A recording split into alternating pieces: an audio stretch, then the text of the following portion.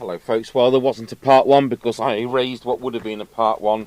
We've got a Realistic 3000 base station and it's poorly on transmit. It's an immaculate radio, it's from trucking and farming. So the plan was this, usual thing, we disconnect the radio from the power supply, run the power supply on 12 volts because they don't unfortunately have 12 volt input, and work on it from there. And I went so far into it, I probably got it on the clipboard somewhere. This is now more than 10 days ago. Let's see whether we've got it.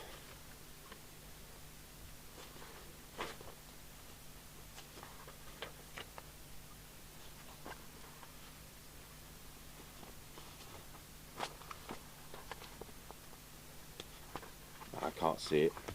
We have. So we've got the service manual printed off sufficiently somewhere. Is this it? Binatone Ranger 2. That's yeah.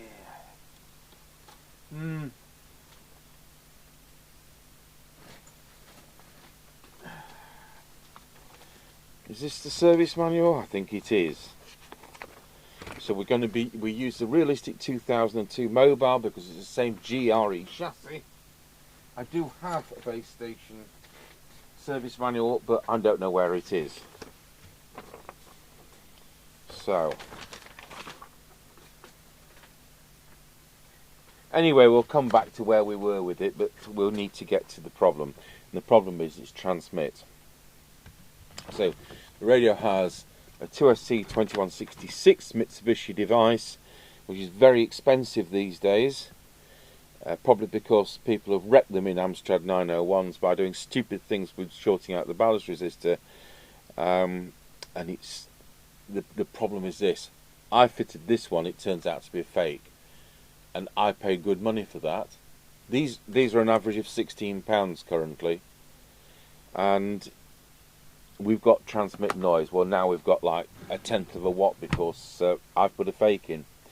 But I've had a friend in Sheffield, I've asked, and he got a genuine one, and so he's sent that to me.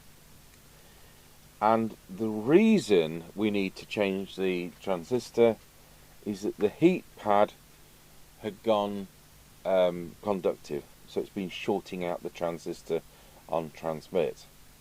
So what we're going to do is I'm going to change the driver as well because of the problem. So we'll take the driver out. Now, I've not had fake ones of these, but you never know. And we'll take the output transistor back out, and I want you to know that when I took this out originally, it's been messed with before, and that the hardware was the wrong way round, so it had been shorting out when it was transmitting intermittently. They were lucky it wasn't shorting all the time, but it was intermittent, and so there's been short circuits on the transmitter for goodness knows how many years. And this is the problem. So what else has zapped? I don't know. We may never get to the bottom of it. It might be one of those. So when you key up on this, it's just crackle, crackle, crackle. But we were getting 4 watts until I changed the this transistor. So the original one's toast because it's intermittent on its transmit. Plus we've got this crackle problem. So I'm going to unsolder those, and then we'll rejoin the video and see if we actually have any improvement, because I'm hoping by changing the 2 transistors to get something like 4 watts back, but I don't know whether we're going to have cured the crackle, so we'll see. So I've fitted the driver transistor, and it is soldered exactly, and we'll clean this up later, exactly as shown in the circuit diagram that's in the service manual, with emitter to ground, collector to the centre, and base to this pad. So it's base, collector, emitter. So I've got the pins through for that one. Now on this, we've got the mounting grommet now the correct side. I don't know what somebody was thinking. So we've got a metal M3 nut and bolt with a spring washer, and we've got the insulator, and I now need to check that it really is insulated from the chassis.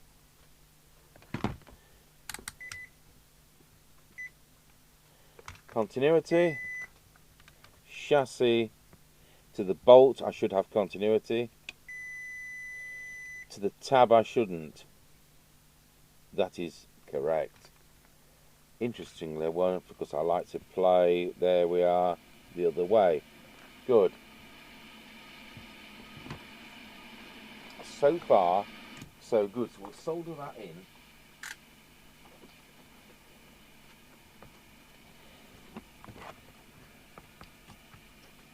And once again, check everything's the right way round. But I think we'll use our P analyzer on the pins before I solder them.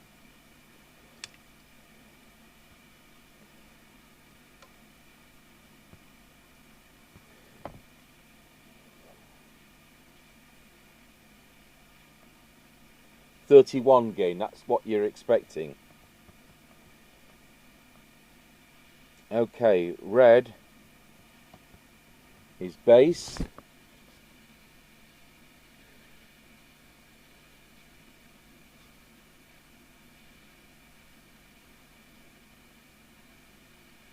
And that should be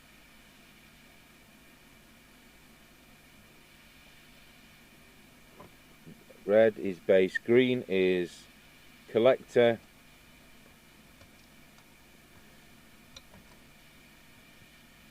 so it's exactly as it falls. Now I want to cut these.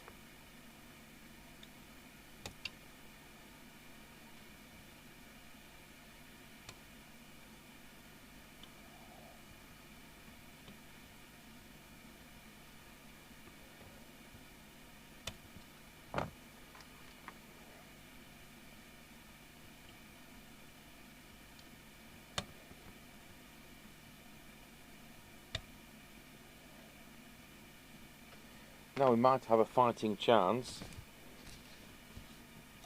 of getting somewhere near.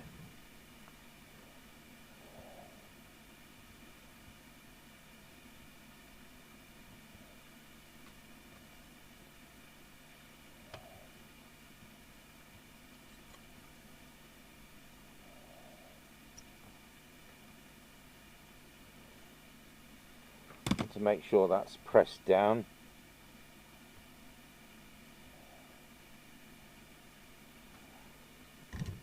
And we'll clean that up later. So what are these radios supposed to do? Is it greater than 3.4 watts? This was doing 2 point something when it was. It's 3.4 minimum. It's supposed to be 3.7. Not 4, 3.7. I think we'll go with the isopropyl alcohol right now, wherever our expensive brush is.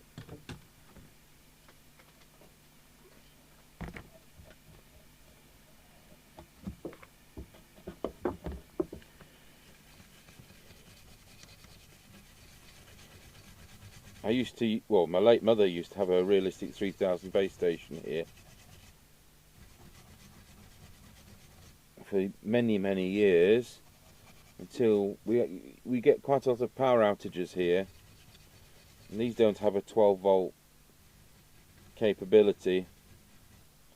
And then when she started struggling health wise, I swapped it for a Harrier CBHQ, and then we could have it on a backup battery.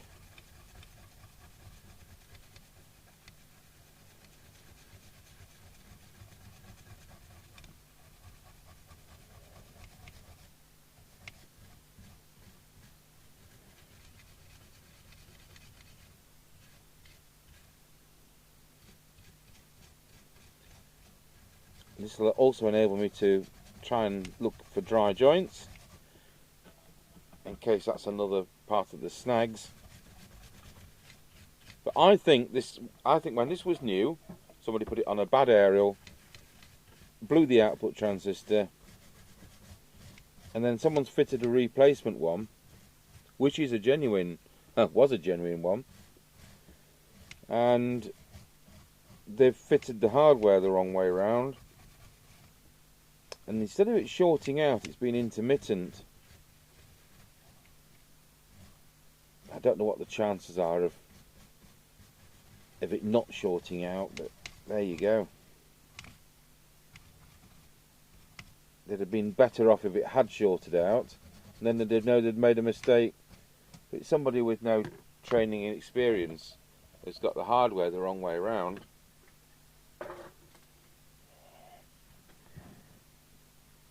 And obviously somewhere where there's nobody in charge to oversee.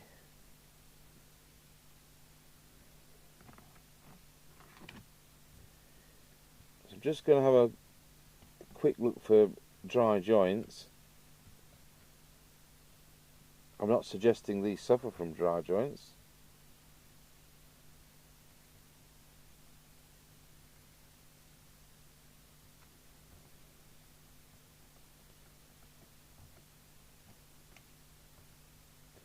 These were $149.99 to $129.99, depending what year. 1983, 1985, 1987 era. And the only base station ever on the UK market from Tandy's.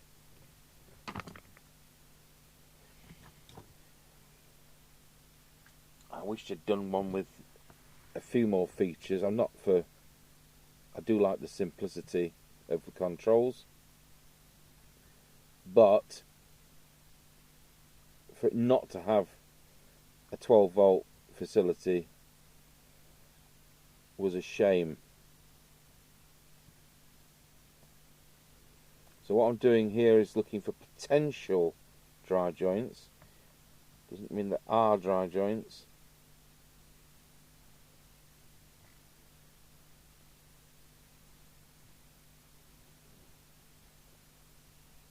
That could be the last genuine TRC2166 I ever see. All those ones with the bright shiny legs and look like they've just come out of the factory will have just come out of the reject bin of a factory and been laser etched with whatever the unscrupulous sellers fancy putting on them.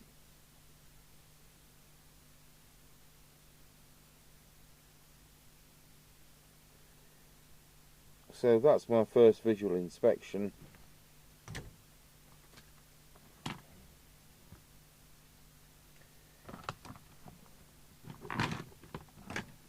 Any TRC2166 offered to you should be tarnished because they're now that age. They have not been in production since I think it was 2001.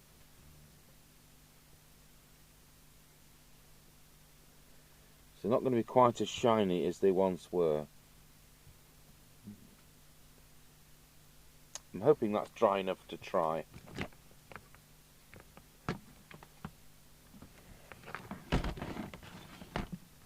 I've already changed the big capacitor here for 3300. I've not done the others. We're not working on this power supply. We're going to work on the external power supply, so I can monitor current and work safer.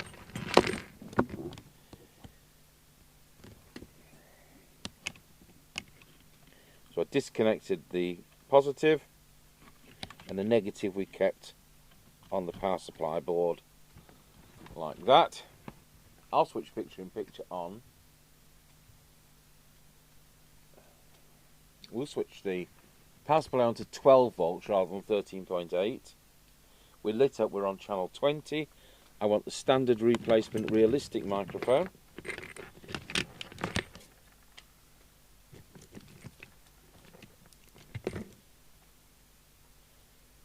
There we go, and we've got a metal plug on ours.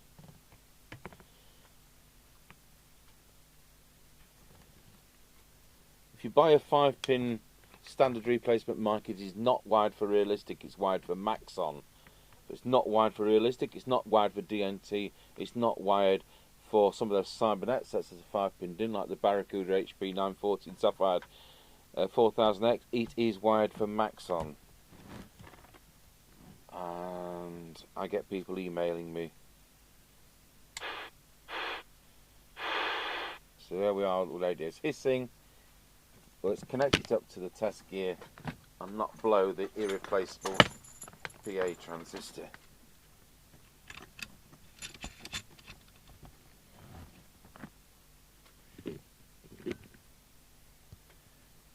So straight away we've got transmit, and it is 2.5 watts.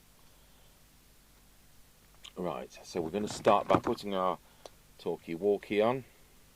I told you this. I'm sure I told you the story when I was at Nottingham Radio.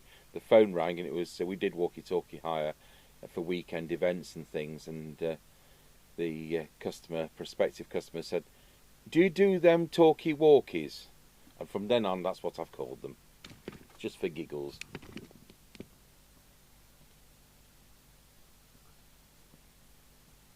It's cured. Testing 1 2, testing 1 2, testing 1 2, testing 1 2.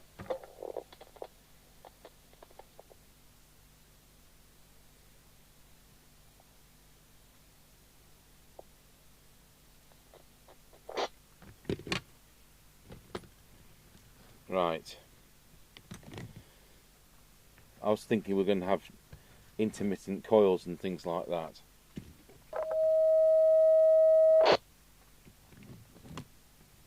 Right. Well, that wasn't a cheap fix. But I wish I'd shown you the part 1, but there we are. You know, I have these memory cards and things, and they end up getting full, and I think, oh, I can erase that, and I can erase that, and there we are. Right, we'll work through the service manual. I'll go to 13.8 volts. We'll see whether anywhere near 3 watts. We are bang on 3 watts. So it hasn't got to come up much to be up to spec.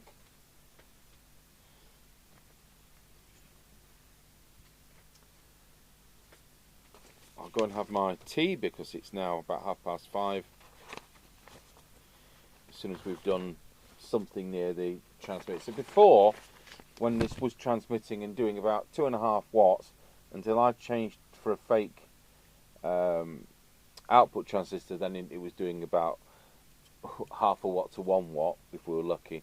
What was happening is the needle on here, we were going up to the 3 watts, and it was like all over the place like that. And when we monitored it in the walkie-talkie, it was crackle, crackle, crackle, crackle. A bit like that Eurosonic was doing on receive, which I've put on one side in the box. This is a set. We've got silver-plated trimmer variable resistors. You'll see they've tarnished over the years. They are real silver-plated. I don't know if you can get that quality today. I'd already aligned the VCO. So if you really want to see how the VCO is aligned,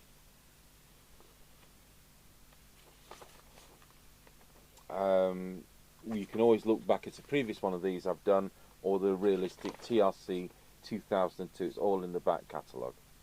I'm not going to go through it again on this video. CT1 for 10.2461, VCO 5 volts, transform 8, monitoring pin 17 of IC1. And we're checking for 3 to 4 volts, and you're going backwards and forwards until... did I do a second copy of this? Is that why we've got bits of service manuals? I think this is the base station owner's manual. I think this is a cleaner copy than, because there's one in with this. It's in the box, but I think mine's could be a cleaner copy. So I've previously scanned that out of the manual, so I'm not going backwards and forwards. So obviously on the previous video, which nobody ever saw, you would have seen the tune-up procedure. I might have done receive. Let's see. It starts off on transmit, and it starts off with transformer 9. I'm not sure we do that. Transformer 9 is there. It's the doubler stage. And transformer 10, you've got 2 to do there. So I will start, we'll go through it, but because the set's already working, the doubler stage can probably be taken as being spot on. But apart from this having some incorrect service work,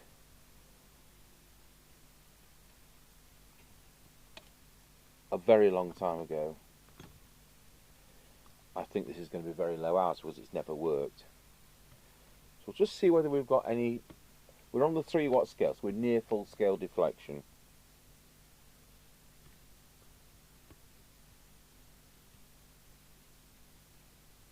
Yeah, we can see that.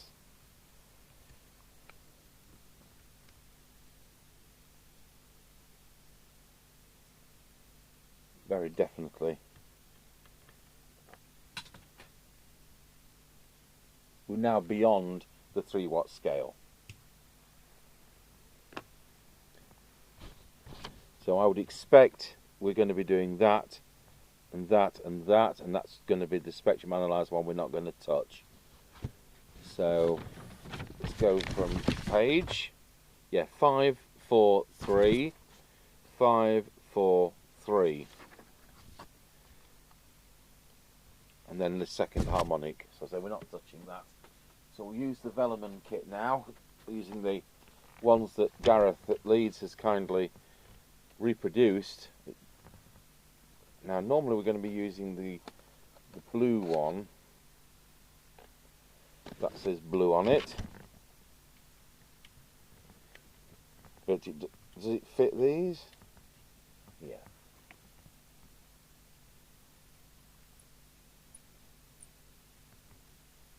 That's our peak.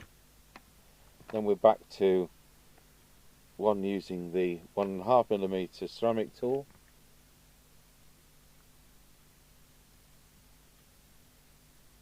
Three, and then we're back to that one. 3. I'm going to see exactly where that is because I don't want to be using the spectrum analyzer. No. Let's check that airspace coil. So we're at 3 watts. It's the most I've seen on it. In fact, the meter bangs across. See, it goes beyond full scale deflection, which tells us that that meter has been set up to read 4 watts when it was actually doing 2. You know, it's psychological. It's banging across now at 3 watts, but these are commercial 3 watts, so it's doing more than, it's going to be doing more than 4, shall we say, good buddy watts. Certainly more than 4 Zetagi watts. wishful thinking watts they are.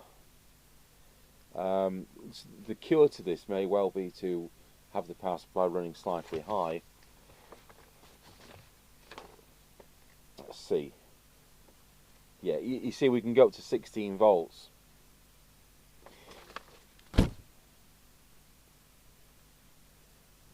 I'm going to put this to 14.4.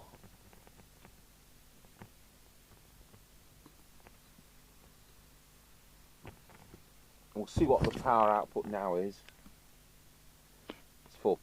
It's 3.4. So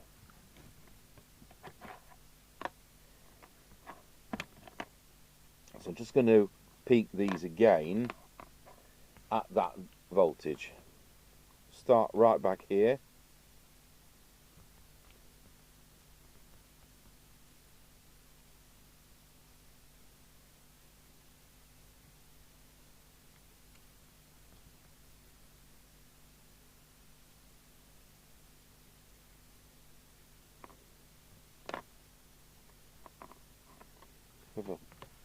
Where have I put that? Back in the packet? Of course I have.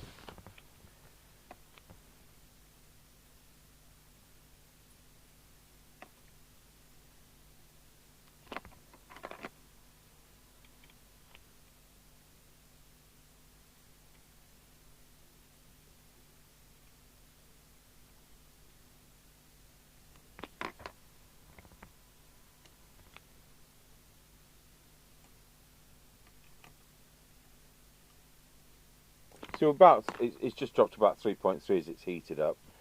So I would think that by the time we've reinstated this power supply, we're not going to be far off.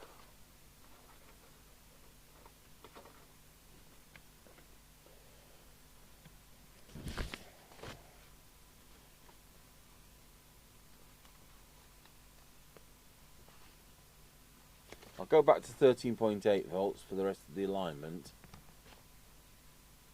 and we'll just see, quickly key it up. Yeah, it's just over 3 with the, there's the 3 watt scale, just over the 3, as you say, that's full scale deflection, plus. See whether it's anything like equal on the other channels. Channel 1, banging across. Channel 40, just over. So it's where you'd expect it to be for accuracy between channel 1 and channel 40. So we'll change the page over. I'll switch the test equipment on behind me, and then we'll be able to do deviation when I come back from tea.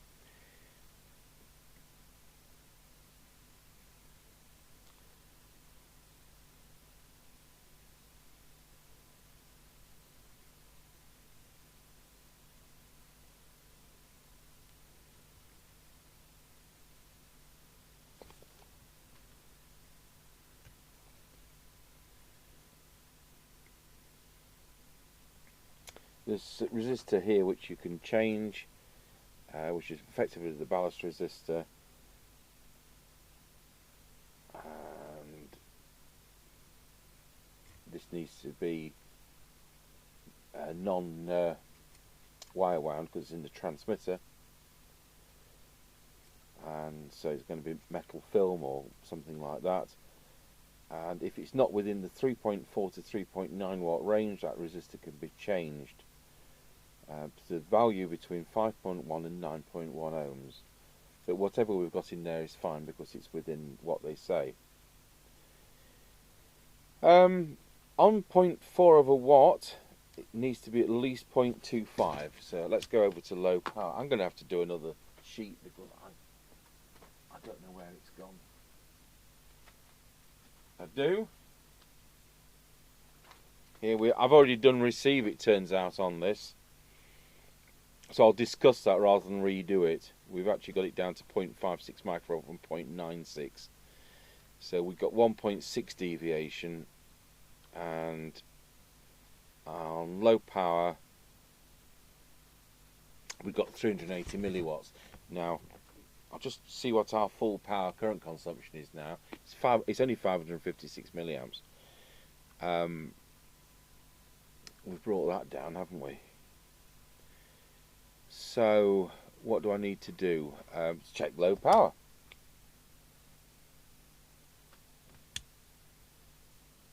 And low power is 200 and something milliwatts. So I think we're going to be changing that ballast resistor. And I'll come back after T and we'll try and get that to be greater than what it is at the moment.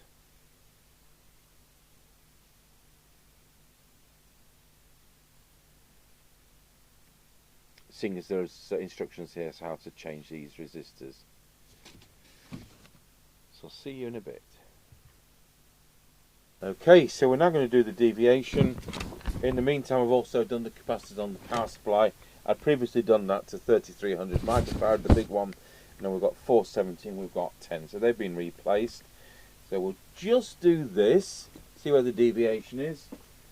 Well, it's about 1.8. So just remind ourselves where the deviation actually is. VR3. VR3. I wouldn't expect it to be there. Oh well, that's what it says.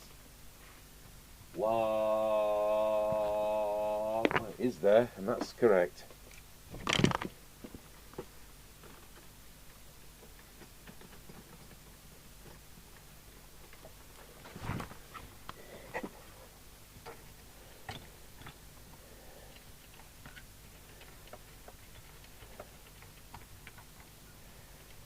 We'll go back to this Marconi test set when I can plug the thing back in.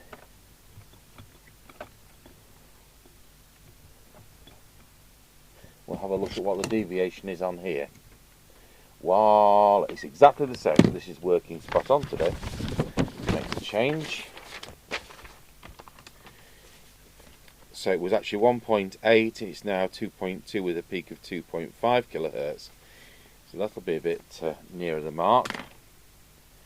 The next thing we're going to do is reinstate the power supply. So I'll take off the external power supply.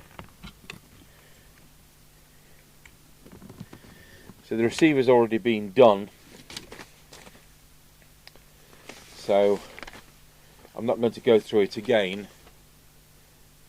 But I say we've done these kind of radios before, and it's either the TRC3000 or the mobile version, which is the 2002.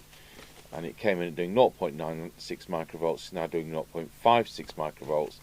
So see what the service manual says about whether that's good or bad. Receive sensitivity for 10 dB, they want it to be 0.5 as a nominal. So for 10 dB, it came in at 0.72 and it's now 0.45, so it's well in, and when it came in it's better than their limit spec. So there you go, that's better than.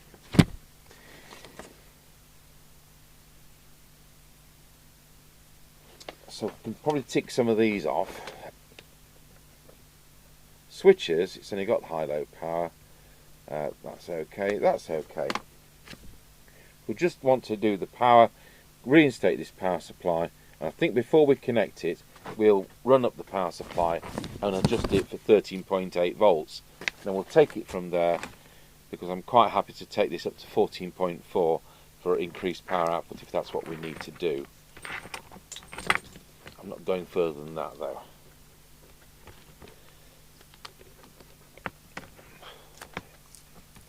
The plug is a safe one. I'm just going to check inside.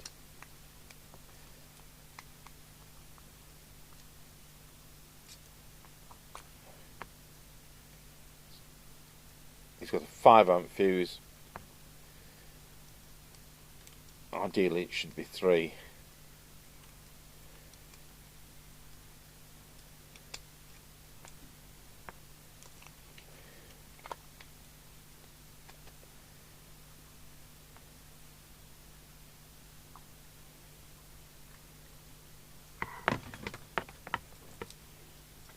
These are double. They're not only double insulated, they're earthed as well. So there you are. Right, we'll get it plugged in.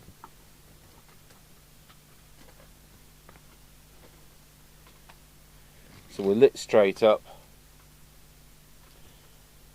Get my multimeter back. Shuffle it across. And we'll see what's on this power supply. So, even though we've not got the power supply connected, the meter lamp is illuminated because it comes in elsewhere on the circuit. So at 13.1 at the moment.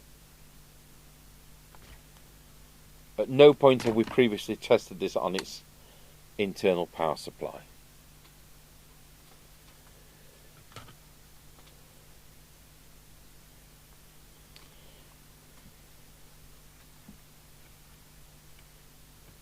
Because we lost part one of the video, let's just have a look at. That's why I've got this circuit out, because this is for the actual base station version.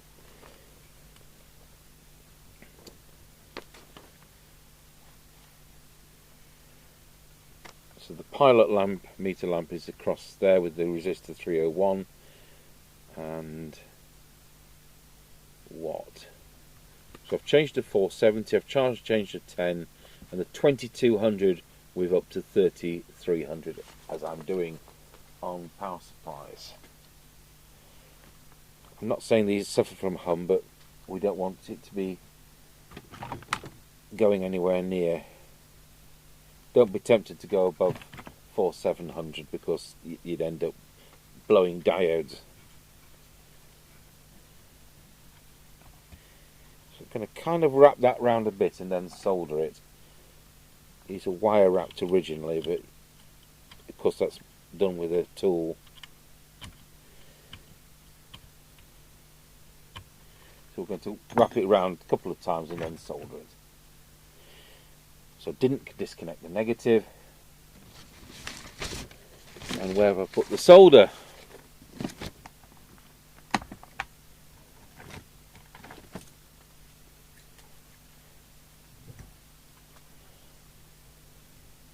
I'm going to actually solder the negative as well.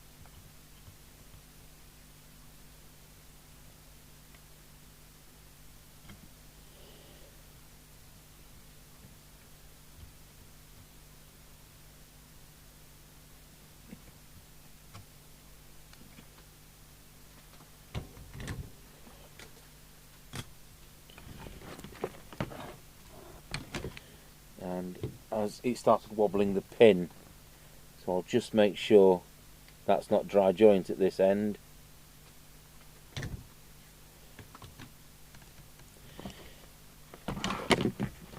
Power supply back on, radio on.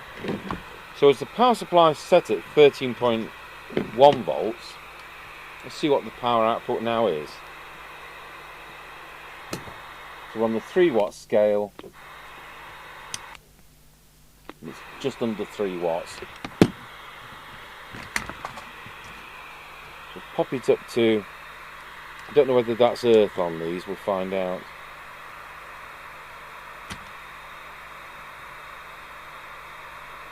No, it's isolated. So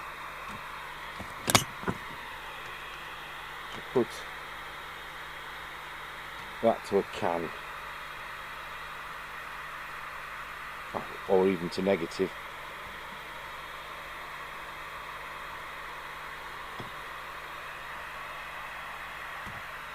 Oh, don't tell me these aren't adjustable. These aren't adjustable. Oh dear, oh dear, oh dear. Well, that's a disaster area, isn't it?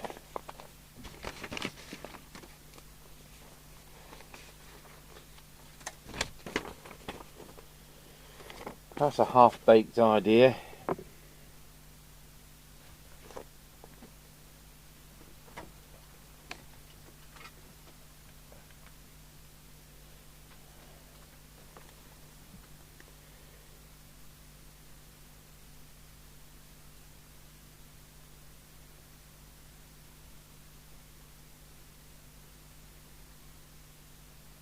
So it's adjusted with resistor 302.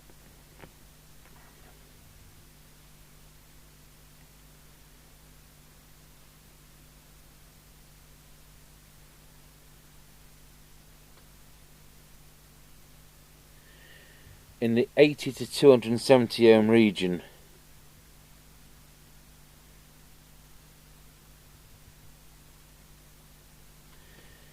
Okay. You know, you just can't get away from this quickly, can you?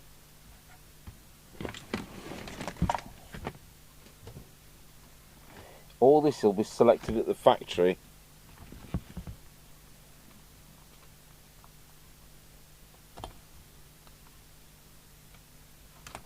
So they don't have to put presets in.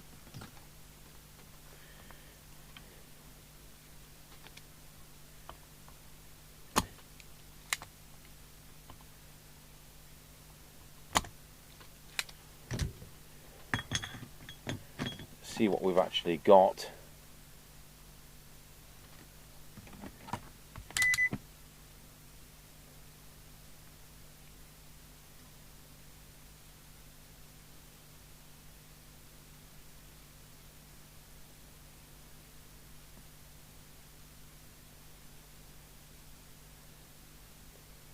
$178.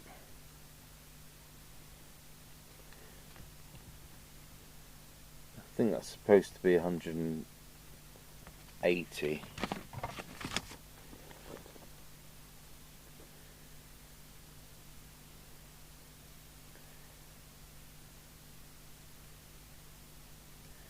I'm trying to think in my mind how this is going to work with a 78L12.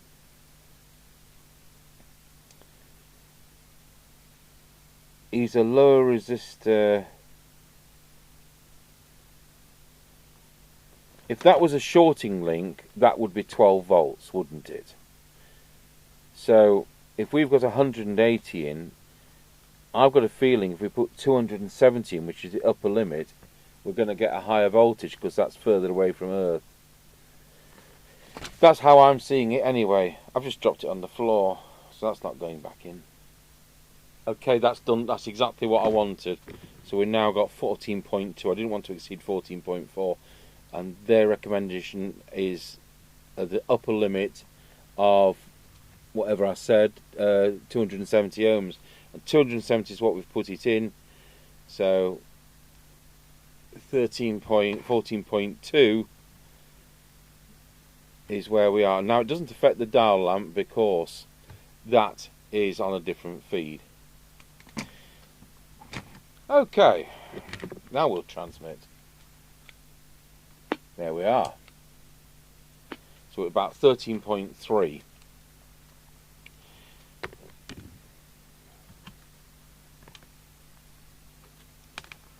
Right, we'll put that away. I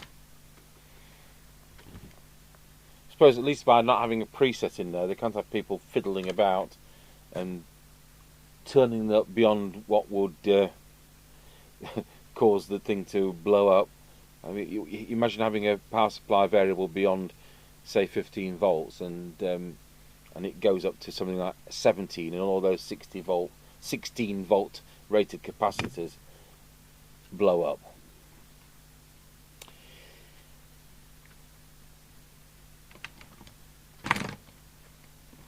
Let's see where we are on low power. We are at 330 milliwatts.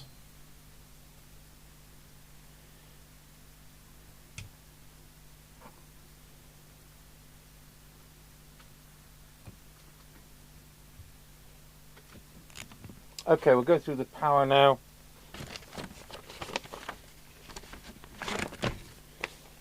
So what we've got, 3.3, I think that's just under what the manual says. Yeah, 3.4 is the manual. 3.3, well, that's how it is.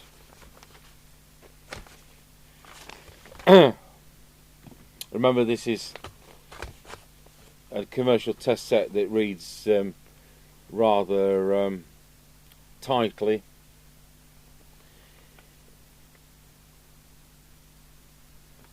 Right, low power. Let's have a look. It is 320 milliwatts.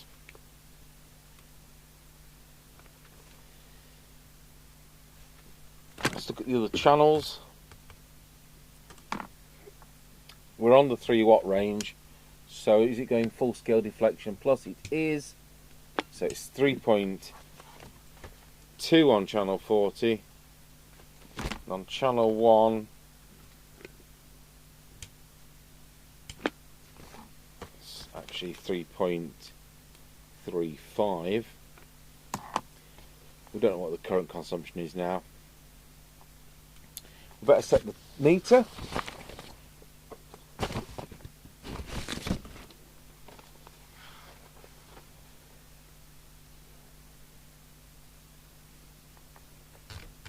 Back to channel 20.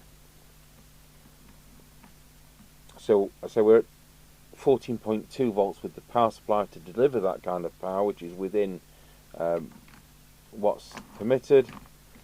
The ballast resistor for the transmitter is here for 4 watts, and it's this one for 0.4 watts.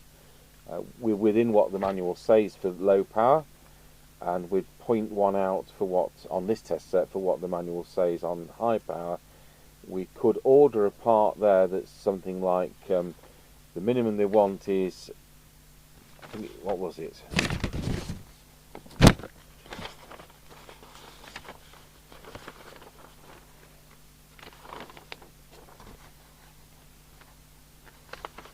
Point is, this doesn't make any difference to the range, so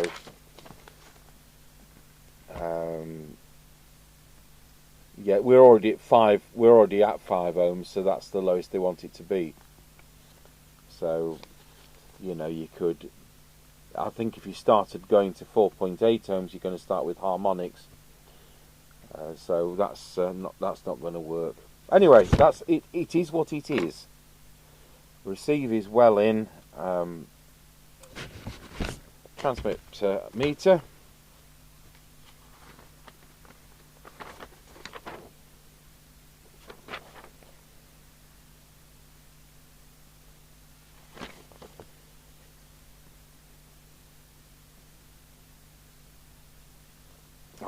I'll check the frequency.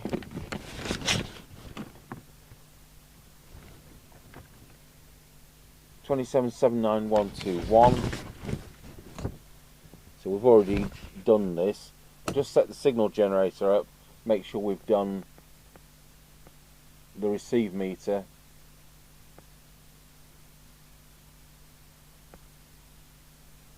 There we go.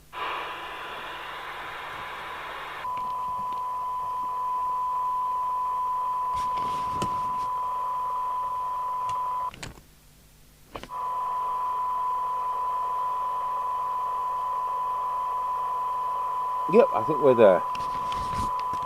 The meter's right. Just I hadn't ticked it off.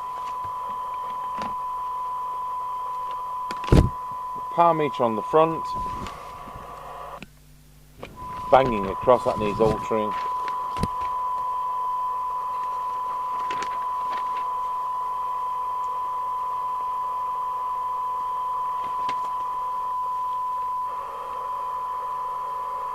VR4,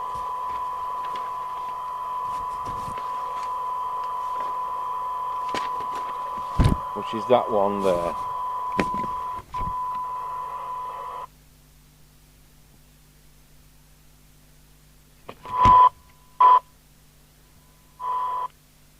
Wallow.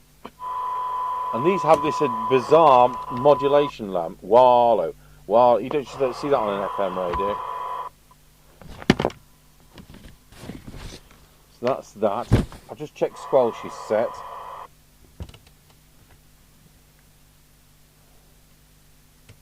No, it's not.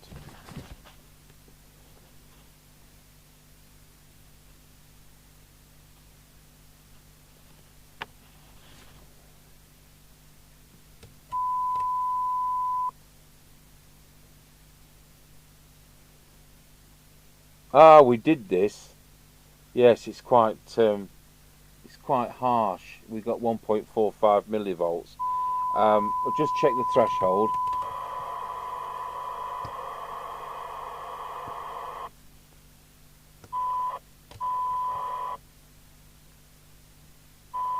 It's 1 microvolt. We had 0.92. Yeah, we did that. So we've done the RF meter. There we are. We're all done.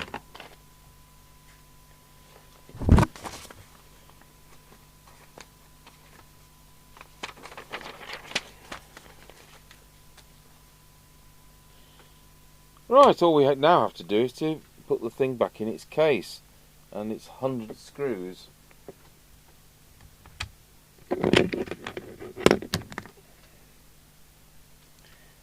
And we get the screen plates, which are currently by the side of the dishwasher. I'll turn all the radio test gear off. I'll start putting it back together.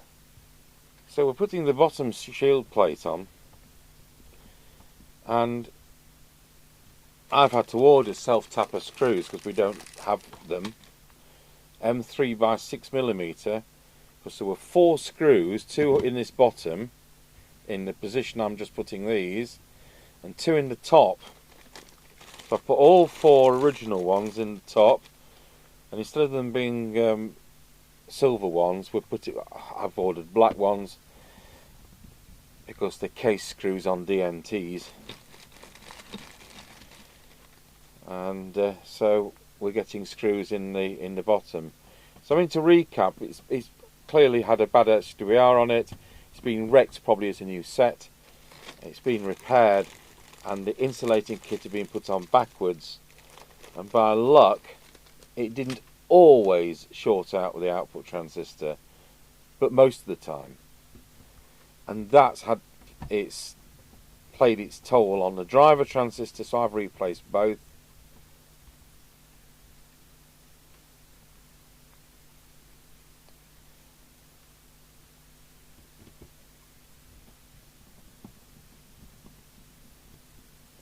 I think the fact that we're getting it back working at all is jolly good, but it's also a warning that a lot of these new sets, as I've shown many times, are returns.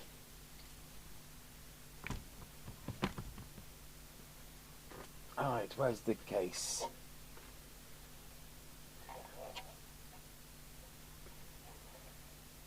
(1982) is the date code. April.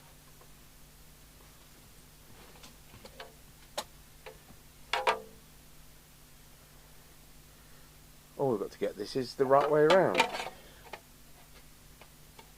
So you've got to feed the mains lead through the case.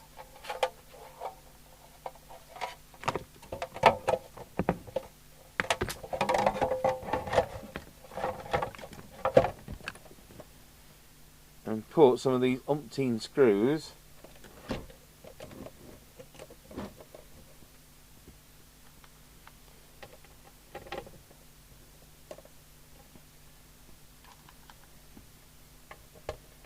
these are definitely original.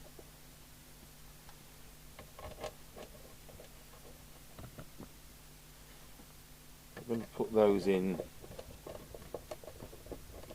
not fully tightened.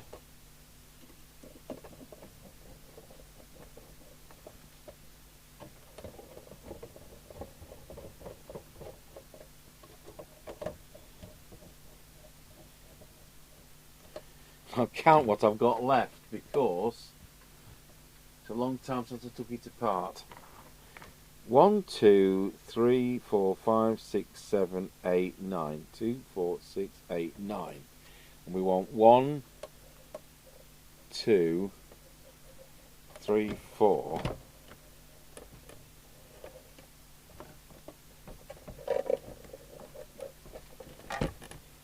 5, 6, 7.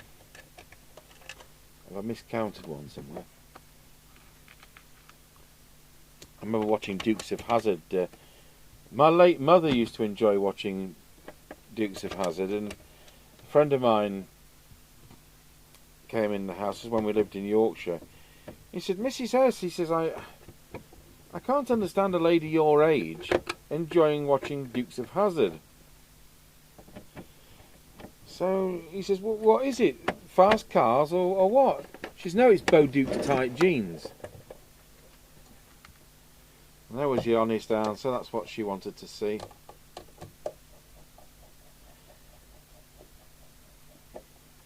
Not Daisy Duke's tight shorts.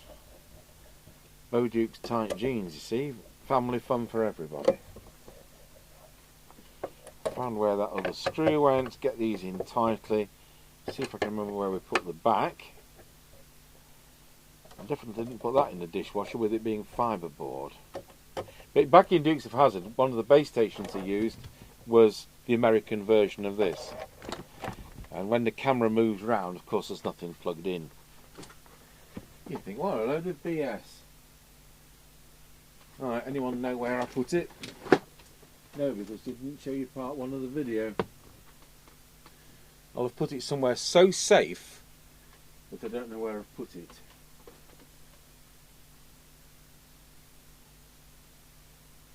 I've got it.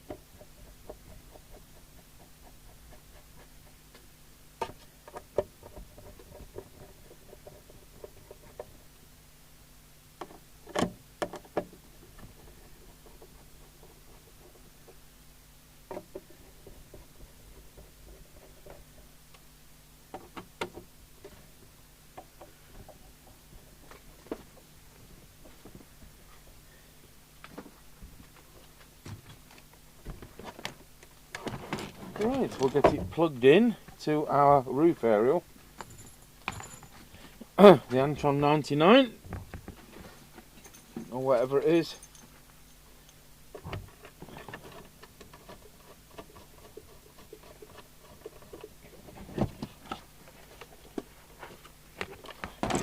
Need to put these 3 screws in the top. These are normal M3 by 6mm that you'd find in any normal CB radio case. Easily replaceable when somebody's put wood screws in. Yes, I've seen that.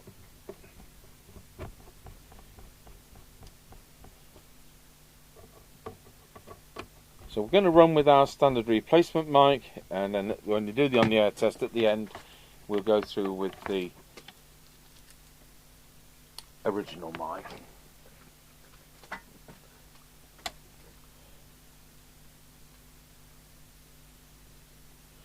Right, there it goes.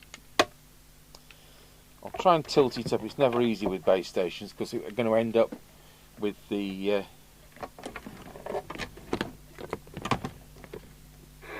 high residual noise, even though it's set right. Let's take the aerial out.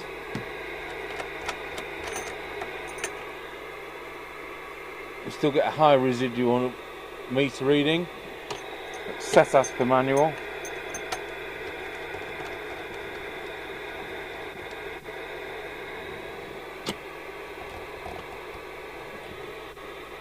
One on a Roger.